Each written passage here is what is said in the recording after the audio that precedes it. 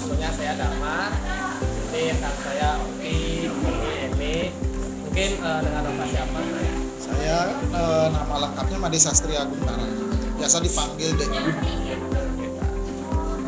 Terus langsung aja mungkin ke pertanyaan, mungkin Bapak ada cerita mungkin gimana tentang Bapak awal mulanya bisa kepikiran usaha Baginda? Awalnya sebenarnya kan pasca COVID itu kan usaha-usaha sebelumnya yang pernah saya lakukan itu kan agak ngedrop lah ya, selama COVID. Kemudian saya lihat kebetulan mertua kan buka jenis usaha serupa nih di Denpasar. Saya lihat usahanya lumayan jalannya, jadi kayaknya kuliner atau yang dibutuhin orang itu kan pangan itu tetap aja diperlukan. Kayaknya coba deh di sini aja pasca COVID. Coba lah dengan bimbingan mertua. Jadi ya terjadinya inspirasinya dari mertua lah. Ya, dan ipar setelah di sana buka. Terus hal apa yang buat memutuskan Bapak tuh rasanya buat ayam nih gitu? Ya, kalau pilihannya kenapa ayam kan karena universal ya. Jadi mungkin saudara-saudara kita yang di muslim juga bisa ya, mungkin tidak ada larangan lah ya, dari segi kultur, budaya, agama tuh semua bisa. Akhirnya kami memutuskan ayam aja. Terus kalau misalkan dalam hal Bapak udah selama ini rasanya udah berapa tahun ya di jalan? Jalan udah 2 tahun. Udah 2 tahun. Udah 2 tahun. Jalan ini tahun ketiga jadi Tahun ketiganya. Lalu terus dalam 3 tahun itu mungkin ada hal-hal yang menantang gitu karena kayak ada dropnya, ada high-nya gitu. ya. Kalau tantangannya yang paling utama kan di awal, karena kan proses branding itu supaya bisa dikenal ke orang ya, terutama makanan kan. Riset sedikit aja mungkin udah kejadian dah, pasti tutup dah, karena biasanya kan kayak gitu dah kalau bisnis makanan, sekali orang nyoba rasanya nggak oke atau jorok mungkin, kayaknya kan dari mulut ke mulut tuh. Di sana proses brandingnya biar gimana orang kenal kita, itu yang lumayan menantang. Jadi selama setahun, mungkin setahun, bahkan lebih dari setahun kita ada pasang surutnya naik turun kayak gitu sih. Setelah beberapa hal kayak tadi itu ada naik turun, belajar tentang branding itu ada mentornya gitu apa kayak yang ngajarin kah apa dari Kalau mentor khusus sih pasti tetap nanya-nanyanya ke tua ya. Cuma di sini juga kan kebetulan ada teman-teman juga yang buka usaha. Sebelum buka itu udah mulai tanya-tanya dulu gimana sih biar di awal tuh biarlah jalan lah, ketemulah dulu gimana prosesnya. Akhirnya nanya-nanya sana kemari, ada beberapa saran kita coba. Setelah itu mungkin ada pertanyaan. Izin ya Pak ya, saya bertanya, setiap pemimpin kan pasti memiliki pendekatan yang unik dan dalam mengelola tim. Jadi bagaimana Bapak mengembangkan gaya manajemen Bapak dalam menjalankan usaha makanan Badentan? Oh, kalau untuk di tim, namun karyawan ya, misalnya karyawan. Kebetulan saya kan orangnya santai ya, marah juga untuk apa gitu. Jadi lebih ke arah ya, maksudnya secara personal lah pendekatannya dengan adik-adik karyawan di sini. Jadi lebih enak juga komunikasi. Jika kita bisa menjalin komunikasi yang oke, jadinya hal-hal yang semua hal bisa kita bicarakan. Karena kalau kita mungkin terlalu saklek kan, kalau ada sesuatu yang dari masukan atau mungkin keluhan dari pegawai kan kadang mereka segan untuk menyampaikan. Kalau dengan kita lebih dekat, mereka kan lebih enak ya. Jadi kita tahu juga situasinya ternyata seperti ini. Karena juga di sini juga sempat ada perbedaan. Jadi lebih enak lah kita.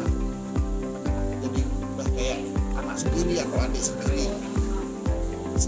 Lalu bagaimana Bapak memastikan setiap anggota tim itu memahami perannya dalam mencapai target bisnis?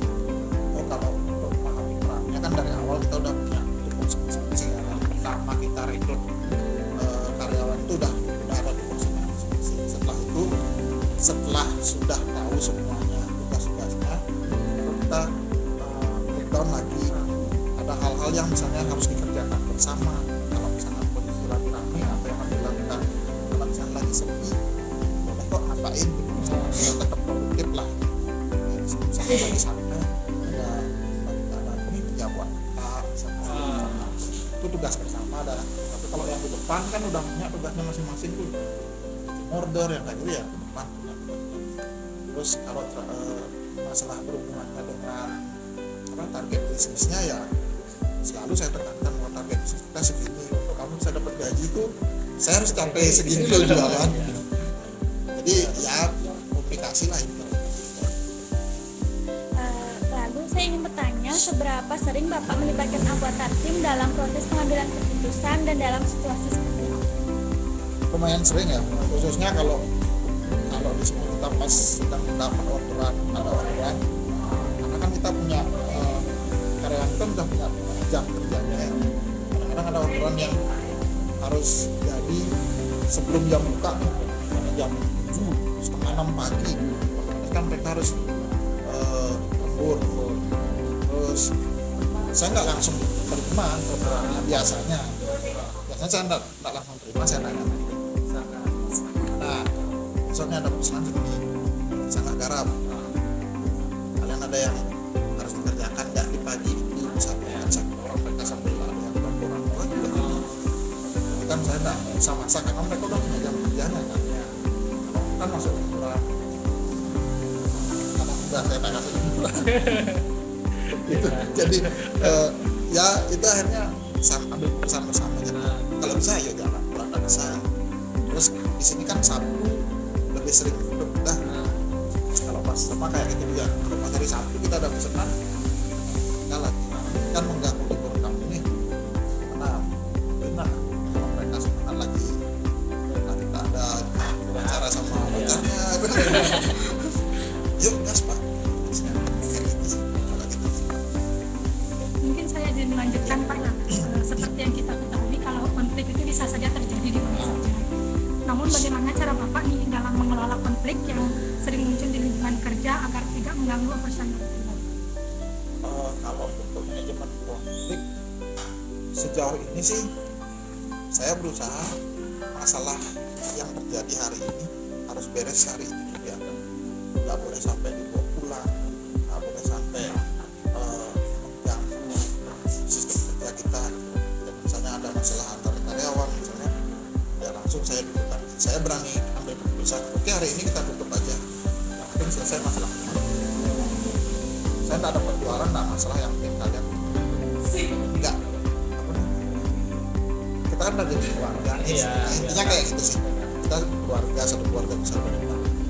Jadi kalau kamu ada masalah dengan A, si B ada masalah dengan A, ngomong masalahnya apa. Teruskan hari ini ya, seperti sini kemarin udah pulang. Kalau nggak bisa selesai hari ini pulang. Kalau sampai di rumah saya juga selesai, besok silahkan ambillah gaji yang kemarin. Kalau saya sering gitu, maksudnya gini, sebelumnya kan sudah kita berusaha bersama. Kalau misalnya ternyata setengah, berarti kan udah nggak bisa lagi nih ya nggak bisa bertim lagi, berbahaya situasi kerja kita. Jadi gimana nih? Akhirnya kan mereka yang punya menentukan akhirnya mereka masih mau di sini, masih mau kerja di sini, masih mau bertim sama si A. Karena kan semua itu bisa diperbaiki ya, bisa diatur. Apa misalnya sifat kita juga kan, kita kan udah tahu ini sifatnya ini sifatnya ini, kita bisa ngobrol dulu kan, seharusnya kan makanya di sana kalau udah beres udah ngomong lagi mereka nih, dulu saya tengahi lagi di sini salahnya, permasalahannya di sini bukan salahnya, permasalahan kamu di sini, beres, udah nggak ada masalah. Jadi saya bisa angkat satu hari itu sudah nggak usah buka.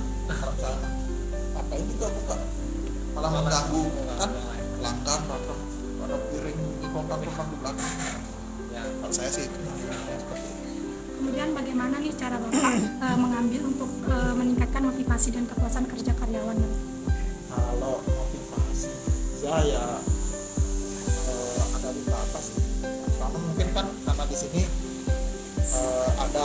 tambahan ekstra untuk karyawan tuh dari hasil penjualan.